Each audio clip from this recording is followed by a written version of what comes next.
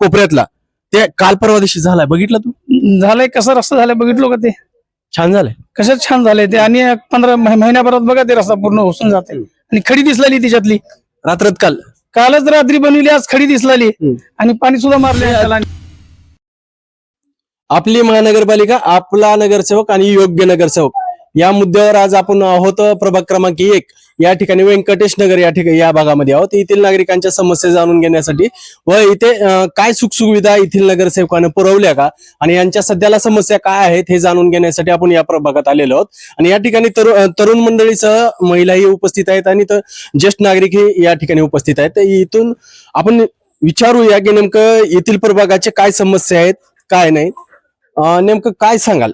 सध्याची परिस्थिती जर राजकारणाची पाहिली, एकात एक नाही बापात लेख नाही अशी परिस्थिती सध्याला दिसून येते राजकारणामध्ये.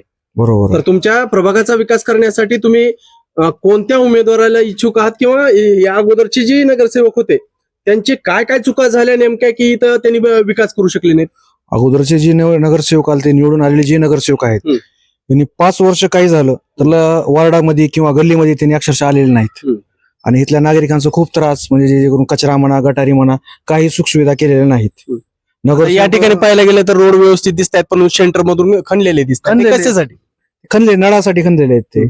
मग रोड ज्या वेळेस तुम्ही करता त्याच्या अगोदर नळाची पाईपलाईन वगैरे तुम्ही करू शकता पण ते केलेले नाही. सगळं खणलेलं आहे. आणि गटारी जी आहेत नंबर 1 दुरावस्था झालेली आहे. आज तुम्ही वार्डात कुठेही जर गेलात आणि कुठेही जर बघितलात तुम्हाला ठिकठिकाणी कचऱ्याचे ढिग पडलेले दिसतील किंवा खड्डे दिसतील. कट्टे आहेत पण कट्ट्याच्या खाली जी आहे भुयारी सारखे गटारे झालेले आहेत. अक्षरशः कुणीही नगरसेवक इथं येत नाही ना काही नाही. एकदा निवडून गेल्यानंतर तुम्हाला 5 वर्ष कुणी येत नाही. फक्त येतात आई आजी काकू चहा द्या ही द्या ती द्या मता मागायला तुम्हाला सगळे येतील. पण अक्षरशः निवडणूक झाल्यानंतर ती एक वेळेस येतात. कधी येतात? ज्या वेळेस निवडून आले तर तुम्ही रॅली करायला येतात 1 डे, त्याच्यानंतर कुणीच येत नाही.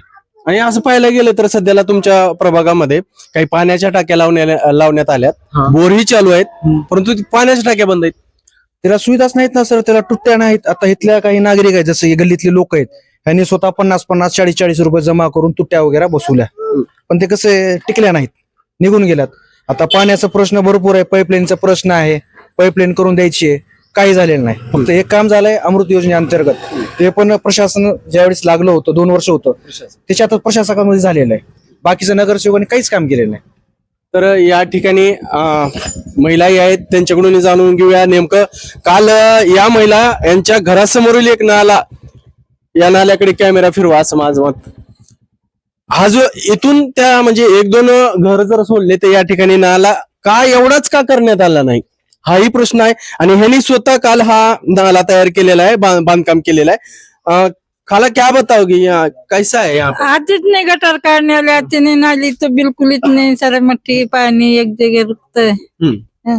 अभी कल नाला बन रहे थे अब हम बनाए फिर अब पानी डब डब कर रहा था ना, सब निकाल के रास्ता करके ये कट्टा सब उठा के लेंगे करके ये वाला ये रोड बनाते वक्त कट्टा टूटे वाला कुया कि उसे उठाया नहीं ना तोड़ा नहीं, वो हमारा मिला के रोड पे रखे गटारी नाही त्या रोड. नहीं हमें आया 25 वर्ष झालं आम्ही जेव्हा घर बांधलं तेव्हापासून हीच गटार आहे, त्याला काही बांधकाम नाही ना नवीन काहीच नाही. कारण काय याच्या समोर तर गटर केलेली दिसते, ती तुंबलेली आहे. ती पण 25 वर्ष जुनीच आहे.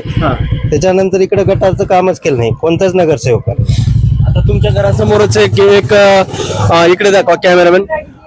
या ठिकाणी पाहू शकता तुम्ही की या ठिकाणी हा बोरवेल आहे आणि बोरवेलला या प्रकारे अशा प्रकारच्या तुट्ट्या आहेत. ह्या तुट्ट्यातून हे जी पाईप काढलेला आहे, या प्रकारचा पाईप आहे, या पाईपामधूनच या वार्डातील काही जे नागरिक आहेत यातून पाणी घेऊन जात असतात.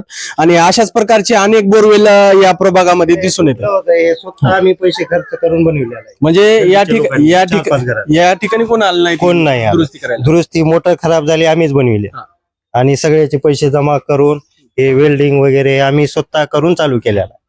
आणि तुमच्या प्रभागात बघायला गेलं 2-3 असे आहेत बोरवेल, मग ती बोरवेल चालू आहेत का बंद आहेत? टाकी पण बंद आहे. बंद आहे आणि भर रस्त्यामध्ये आहे ते बंदच आहे. लई जुनी टाकी आहे पण ते काही कामाची नाही. कोण आहेत नगरसेवक इथे? कोण होते? देवदास काळे होते, मग और कोणते समत पटेल होते, शैलेश गोजमगुंडे सुद्धा इथं नगरसेवक आहेत. कोणी इकडे बघतच नाहीत. तर मग याचं कारण काय नेमकं आता तुमच्या तुमच्या विचारावं लागेल कारण काय आहे, म्हणजे का टाकून दिलाय ह्या एरियाला. आता रस्ते तर एवढे मस्त आहेत मी सध्या नाही नाही हॉस्पिटलची लाईन आहे पण रोडचं कधीच काम त्यांच्या पण लक्षात आलं नाही. हे एवढं रहदारी तर रोडचं हो ना. इथं हॉस्पिटलचं आहे तिथं हा. कचरा नसायला पाहिजे किंवा काही इथं नाही. रोडची व्यवस्था झालेली पाहिजे कारण नागरिकाला त्याचे व्यवस्थित त्याचा लाभ घेता येईल. लाभ घेता येऊ पण तसं काहीच नाही. तर पावसाळ्यात तर इकडून रस्ताच बंद होतो. तर मला एक सांगा आता हे प्रभाग क्रमांक 1 ची व्यंकटेश नगर आहे. आपण जर पाहायला गेलं तर व्यवस्थित असे रस्ते दिसत आहेत, चांगल्या प्रकारे रस्ते केले आहेत, परंतु सेंटर मधून फोडलेले आहेत. ते कशासाठी? नळ कनेक्शन नवीन टाकण्यासाठी म्हणजे विकासाच्या अगोदर आलेलं शहाणपण की पुन्हा आलेलं शहाणपण आहे? पुन्हा आलेला. म्हणजे पुन्हा पॅचिंग आधी रोड पुन्हा patching- अजून नाही पुन्हा पॅचिंग करण्यासाठी त्याचा वेगळा नाही. हा निधी हा, हेच आहे, दुसरं काही नाही. हा टक्केवारी. बरोबर. तर आणखीन काही नाही आहेत आपल्यासोबत तरुण आहेत, त्यांनाही बोलण्याची इच्छा आहे, त्यांच्याकडून जाणून घ्या. काय सांगाल भैया आता नेमकं हे जे नवीन गटरी केली आपला पाईपलाईन केले ना, चांगली रोड फोडले, फोडून त्याला काय केले नवीन पाईपलाईन केली, पॅचेस करायला 3-4 वर्ष लावले. पॅचेस बी असे केले की 15 दिवसात ते पॅचेस बी निघून गेला. तुम्ही पूर्ण बघू शकता ते रोडला पूर्ण. काय तुमच्या इच्छा काय आहेत याच्या पुढे जर नगरसेवक कोण येत असेल निवडून? कोणीच काहीच करत नाही. नाही ते बदलण्यासाठी तुम्ही आहात, नागरिक आहात इथले. आता बघू ना आता कोण इच्छुक आहे. आता तर सध्या तर आणि त्यांना कोणाला जाब विचारणार, हा जाब विचारणार. त्यांनी जर इतर वार्डामध्ये प्रचाराला आले तर आलेच नाही तर आल्यावर विचारू ना त्यांना. आता तर मला एक सांगा, आता तुम्ही इथं या प्रभागामध्ये किती वर्ष नागरिक आहात? मी 25-30 वर्षापासून आहे. बरोबर. तर आपला पाप विनाश पासून आपल्या इकडं यशोदा टाकीकडे येण्याचा रस्ता जी आहे कोपऱ्यातला, ते काल परवा दिवशी झालाय, बघितलं तू? झालंय कसा रस्ता झालाय बघितलो का ते? छान झालंय. कशात छान झालंय ते. आणि 15 महिन्याभरात बघा ते रस्ता पूर्ण होऊन जाते. आणि खडी दिसलेली त्याच्यातली रात्रात कालच रात्री बनवली, आज खडी दिसलेली आणि पाणी सुद्धा मारले. तो जो भाग आहे तो प्रभाग क्रमांक 1 मधलाच आहे. हा एक मधलंच येईल ना. तर अशाच प्रकारचे अनेक आता वार्ड क्रमांक 1 मधल्या अनेक समस्या आहेत, त्यांना वाचा फोडण्यासाठी आपण प्रयत्नशील आहोत. आणि जो काही रोड जो झालेला आहे, जे बालाजी मंदिर आहे, पापी नाशपसला जे कॉर्नर आहे त्या ठिकाणचं एक रोड, आणि त्या रोडची एक इतिहास आहे, खूप मोठा इतिहास आहे. आणि त्यामध्ये खूप मोठी अशी भ्रष्टाचार झाल्याचं आपल्याला निदर्शनास येत आहे. नेमकं तो रस्ता कुठल्या विभागामार्फत करण्यात आला, कोणत्या नगरसेवकामार्फत करण्यात आला, आणि ते इलेक्शनच्या 15 दिवस अगोदर एवढा तात्काळतेने का करण्यात आला, एवढे दिवस काय झोपले होते का, हाही एक प्रश्न उपस्थित होतोच. तर या रोडचा त्या रोड म्हणजे सध्या ती परिस्थिती काय, परवा दिवशी रोड झालेला आहे आणि आज परिस्थिती काय, ते या व्हिडिओच्या नेक्स्ट पार्ट मध्ये आपण दाखवणार आहोत.